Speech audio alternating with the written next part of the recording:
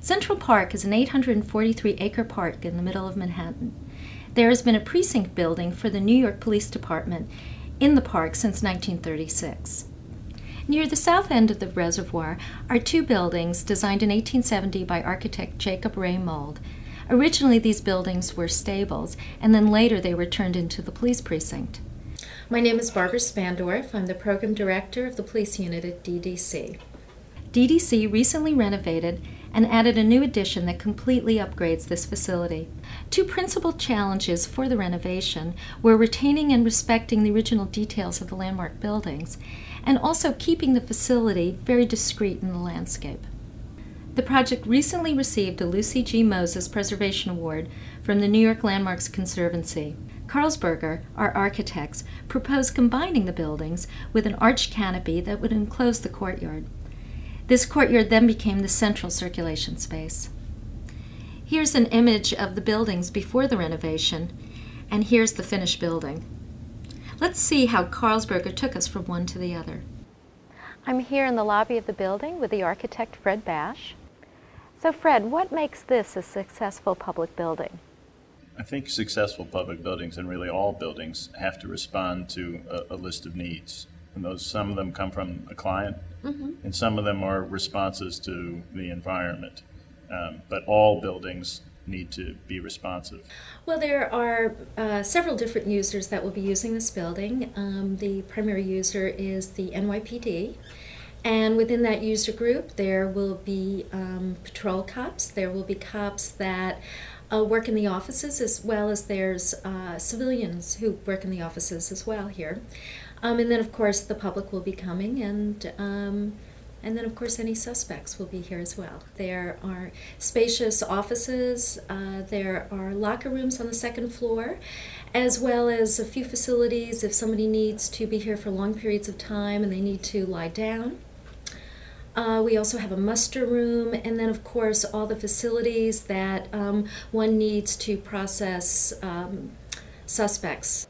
I'm looking at the two-way mirror here in the interview room. This is one of the special spaces in the Central Park precinct, a space that hopefully the public will never see, because this is where the police interview suspects. On the other side of the mirror, other policemen will sit and watch the proceedings. The rubble wall has been really nicely incorporated into the design of this room, and then there's also an alarm that's been provided at the base. Should an incident arise, the cop can trip that alarm and let people know that there's a situation.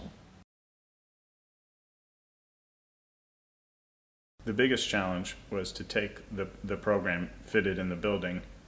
We were able to do that just on paper, but the building shape was a courtyard, which meant there was a lot of perimeter area, and it made working out the circulation very difficult. From the beginning, the idea was to put in an intervention, an insertion that would maintain the shape and the character of the courtyard.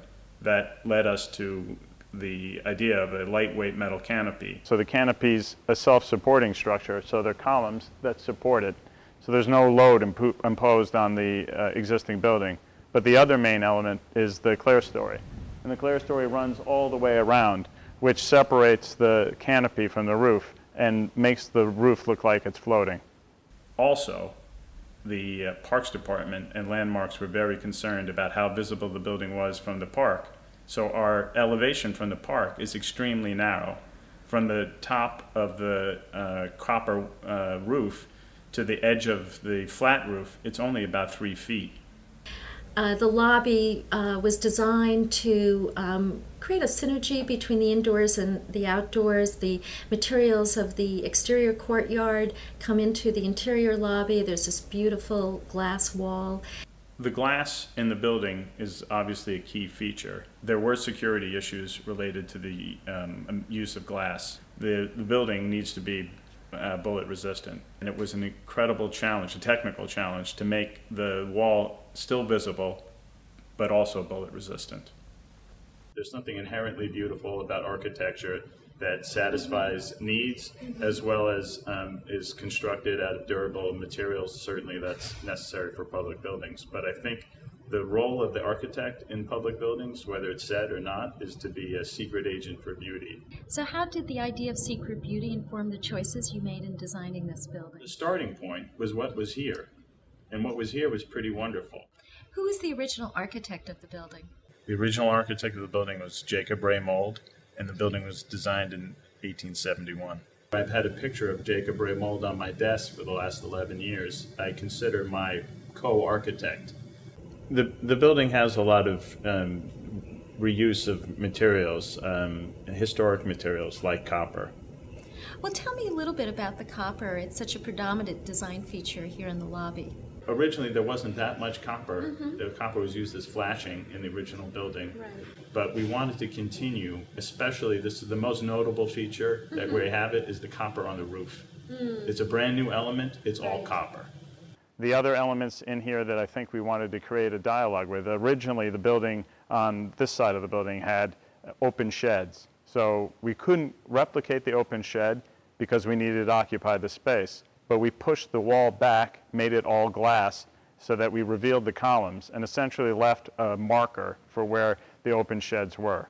The facade restoration has a couple of elements, and one of them is the tooling of the brownstone. We worked very hard with our historic preservation consultant and the stonemason to replicate the original tooling. The other element which runs throughout the building is the original floor level used to be much higher. And when we dropped the floor level, we wanted to leave a marker of where the original floor was. And there's a granite band that runs all the way around the building. And the room that we're in now was originally the stable. And one of the key features of the stable building are the number, size, and location of the windows. Each one of these windows was related to a stall, and the shape of the window was related to the size of a horse's head. The other key feature of the building was that originally was a story and a half. One story as a stable and a half story was a hayloft.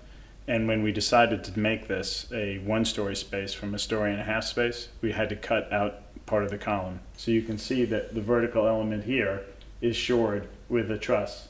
That element repeats throughout the building. Wherever we can, we shore in place to maintain the structural integrity of the original building. The biggest success with this building, I think, has to do with the fact that we engaged in a dialogue with Jacob Ray Mold. That was the goal from the start. Could we successfully insert an addition to the building without destroying what was here?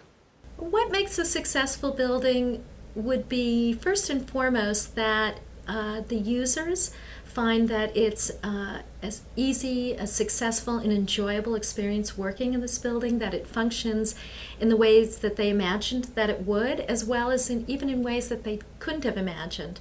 In the case of this building, the projected lifetime is about 80 years.